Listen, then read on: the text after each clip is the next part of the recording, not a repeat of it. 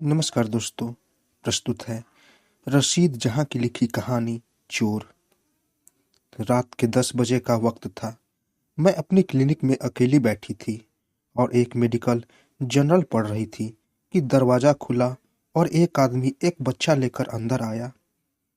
मुझको अपनी नर्स पर गुस्सा आया कि यह दरवाज़ा खुला छोड़ गई। मेरे मरीज देखने का वक्त बहुत देर पहले ही खत्म हो चुका था। मैंने रुखाई से कहा, मेरे मरीज देखने का वक्त खत्म हो गया है।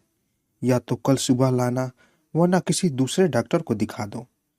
मर्द छोटे कद का तो था लेकिन बदन कसरती था और बच्चा जो गोद में था उसका सांस बुरी तरह से चल रहा था और साफ जाहिर था कि निमोनिया हो गया है। बच्चा गर्दन ढाले निढाल था और चल चलाव के करीब मालूम होता था।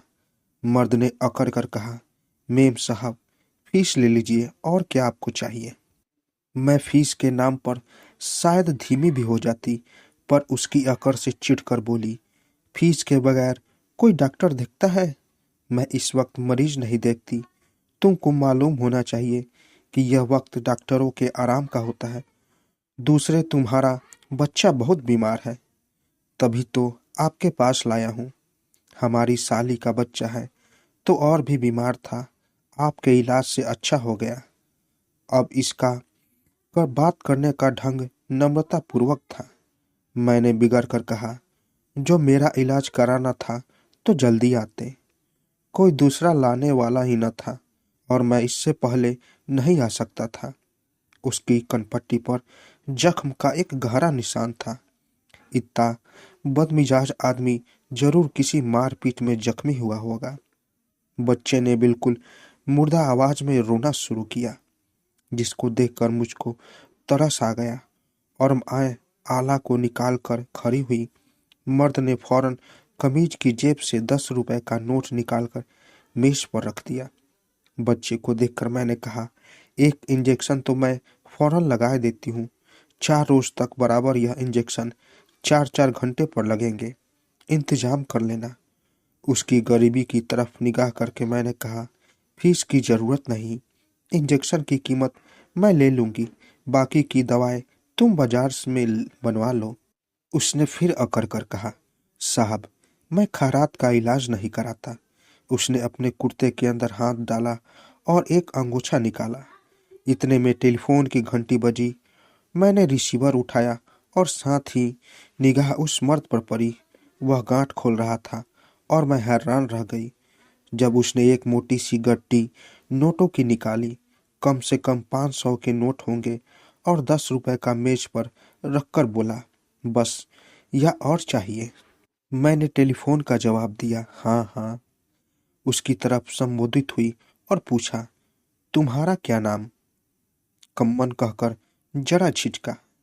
कम्मन, यह नाम तो कहीं मैंने सुना था। हाँ, याद आया। दरोगा जब मेरे यहाँ चोरी की तहकीकात करने आया था तब उसने कम्मन का नाम लिया था और पुलिस वाले आपस में बात करने में कम्मन की कनपट्टी के निशान की बात भी कर रहे थे। मैंने उसकी तरफ गौर से देखा। वह लापरवाही से एक तरफ देख रहा था। मैंने इंजेक्शन तैयार करना शुरू किया और पूछा, तुम्हारा पेशा क्या है? वह जवाब देने ही वाला था कि मैंने जवाब दिया, तांगा चलाते थे ना। आपको कैसे मालूम? उसने हैरत से पूछा। आपने मुझे कहाँ देखा? मैं तो पहले कभी आपके यहाँ नहीं आया। मैंने सिरिंज में दवा भरकर बोली, कम्मन तुम भूलते हो, अभी 2 महीने हुए एक रात के बीच तुम आए थे और मेरा घर साफ करके चल दिए। तुम चोरी क्यों करते हो? उसने आंख में आंख डालकर बराबरी से जवाब दिया, मेम साहब अपना अपना पेशा है। अब मेरी बारी हैरान होने की थी, पर यह तो बताइए कि मेरा नाम किसने आपको बताया? दारोगा जो तहकीकात करने आए थे, वह लोग आपस में तुम्हारे कारनामों की बातें कर रहे थे। मैंने भी सुन लिया और तुम्हारे यहाँ तलाशी भी तो हुई थी। वह पुलिस वालों की गालियां देने लगा। यह सारे पुलिस वाले मादर पहले अपना हिस्सा वसूल कर लेते हैं, फिर हमारा हिस्सा हमको मिलता है। बहन, हमको यह बदनाम करते हैं। चोर से कहीं चोरी कर और साह से कहे तेरा घर लुटता है। बेटा, दरोगा को मैं समझा लूंगा। मेरे घर मेम साहब साल में सैकड़ों बार दौड़ती आती है, पर यही पुलिस वाले मुझे पहले से खबर देते हैं। सब साले के महीने नहीं बांधे रखे हैं। 5 साल के बराबर वारंट मेरे नाम जारी रहता है, पर खुदा का फजल है कि अभी तक तो पकड़ा नहीं गया। उसने शेखी के अंदाज में मुझे अपना हाल बताया। मैंने इंजेक्शन लगाने को बच्चे की टांग पकड़ी, पर वह बरबराता ही रहा। खुद साले आकर बता जाते हैं कि तलाशी लेने आ रहे हैं। मेम साहब, पुलिस अगर हमारा साथ न दे तो हम 2 दिन किसी इलाके में टिक नहीं सकते और फिर हम ही को बदनाम करते हैं। देखो, बच्चे की टांग मत हिलने दो। साले आधे से ज्यादा तो वह खुद खा जाते हैं, हमको बचता ही क्या है। सारी मेहनत हम करें, पकड़े जाए तो हम जेल की चक्की पीसे, तो हम यह मादर तो घर बैठे मुफ्त का माल उड़ाते हैं। उसका चेहरा गुस्से से लाल हो गया और बच्चे के रोने की भी जो धीमे धीमे सिसक रहा था, उसने परवाह न की। मैंने बच्चे को मेज पर लिटाकर थपथपाना शुरू किया। अब उसमें और मुझ में बेतकुल्लकी होने लगी। मैं और उसे बातें करना चाहती थी। मैं पहली बार एक चोर से, और वह भी ऐसा चोर जो मेरा अपना घर साफ कर चुका था, मिली थी। मैंने कहा, कम्मन, तुम चोरी करते हो, तुमको तरस नहीं आता? मेरा घर तो तुमने बिल्कुल साफ कर दिया, पहनने तक का कपड़ा नहीं रहा। इनको का तुमको क्या मिल जाता होगा? भला बताओ, मेरी ऐनक भी तुम ले गए? कोई चीज बेकार नहीं जाती। मैंने उसकी तरफ हैरत से देखकर कहा, और मेरी माँ की भी निशानी एक दुपट्टा रखा था, वह भी तुम ले गए। उसको पकड़वा दूं? मेरे दिल में आया, कौन सा?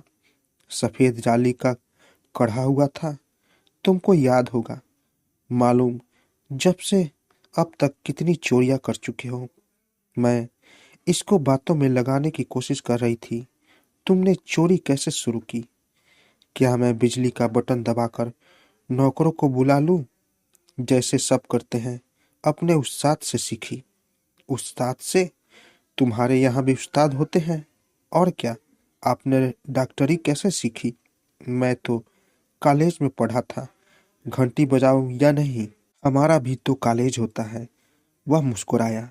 मेरा कॉलेज जेल खाना था। एक मारपीट में 6 महीने की जेल हो गई थी। वहीं उस्ताद से मुलाकात हुई। बच्चा फिर रोने लगा और उसी वक्त दरवाजा खुला और मेरा छोटा भाई अपनी फौजी वर्दी में दाखिल हुआ। जवान लड़का था, कम्मन से कहीं ज्यादा ताकतवर था। उसके पास रिवॉल्वर भी लटक रहा था। कम्मन उसको देखकर चौंका और फिर जल्दी से नुस्खा उठाकर चलने लगा। पकड़वाऊं या न पकड़वाऊं, मैंने जल्दी जल्दी सोचा। अभी फैसला न कर सकी थी कि वह बाहर चला गया। आपा, क्या बात है, परेशान क्यों हो? तुम्हें मालूम है यह कौन था? यह वही व्यक्ति था जिसने मेरे यहाँ चोरी की थी। तुम्हें कैसे मालूम हुआ? मेरी इससे बात हुई। बातें हुई और तुमने उसको जाने दिया? यह कहकर मेरा भाई दरवाजे की तरफ लपका और बाहर निकलकर इधर उधर देखा। सड़क साफ पड़ी थी। वह कुछ कदम एक तरफ को भागा और सड़क के मोड़ पर भी जाकर देखा, वह कोई न था। अंधा का आकर गुस्से से कहने लगा, आपा, तुम भी कमाल करती हो। चोर तुमको मिला और तुमने छोड़ दिया। यह गोरखा किस वास्ते नौकर रखा है? इसको क्यों न बुलाया? और जब मैं आ गया तब भी तुम चुप रही। रिवॉल्वर पर हाथ फेर कर कहा, मैं उस हरामजादे को कभी न जाने देता। मेरा भाई एक मशहूर शिकारी भी है। इस वक्त उसके चेहरे पर वही खिसियाहट थी जो शिकार हाथ से निकल जाने पर हुआ करती थी। भला कहीं दुनिया में सुना है कि आदमी चोर को यूं ही निकल जाने दे? मैं खामोश थी। आपा, बहुत जल्दबाजी है। बच्चे को देखकर पिघल गई होगी। लो, जरा सुनो उसकी हिम्मत का, तो अंदाजा हो कि 20 रुपया यहीं छोड़ गया। यह भी चोरी के होंगे। उसके पास तो 500 के 600 नोट थे। वल्लाह आप परी है तो दुआ करे, लेकिन है बहुत बेवकूफ़। यह बात अब मेरे मिलने वालों को मालूम हो चुकी थी।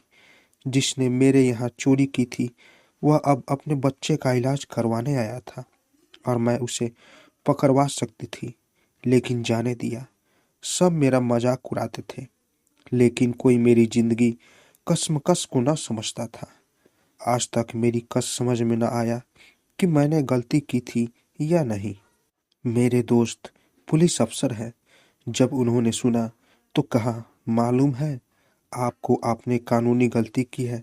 जिस आदमी के नाम पर वारंट हो उसको न पकड़वाना जुर्म है। मैं सोचती हूँ उन चोरों का क्या होगा जिनके नाम पर न वारंट है और न कभी होंगे। चोरी की भी तो कई किस्में उठाई, गिरी जेब कतरी, सेंध लगाना, डाका डालना, चोर बाजारी, दूसरों की मेहनत के फायदों को लेकर अपना घर भर लेना और गैर मुल्कों को हजम कर लेना, यह सब चोरी में भी दाखिल होता है। लोगों के कहने सुनने की तो मुझे परवाह न थी, लेकिन जब हर तरफ मुझको बेवकूफ़ समझकर मेरा मजाक उड़ने लगा तो मेरी अंतरात्मा के अंदर एक कुरैत पैदा हो गई। क्या सच में मैंने इस चोर को न पकड़वाकर कोई इखलाकी गुनाह किया था?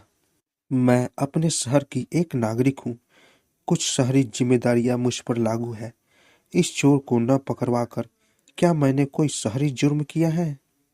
फिर मेरी नज़र चारों चारों तरफ दौड़ने लगी।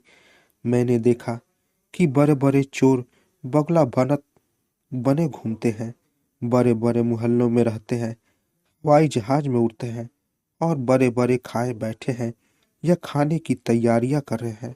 और अपनी हिफाजत के लिए कम्मन पुलिस को तो केवल रिश्वत ही देता था या उससे भी आगे बढ़े हुए थे। सारे देश की पुलिस व फौज इनकी पगार पर थी।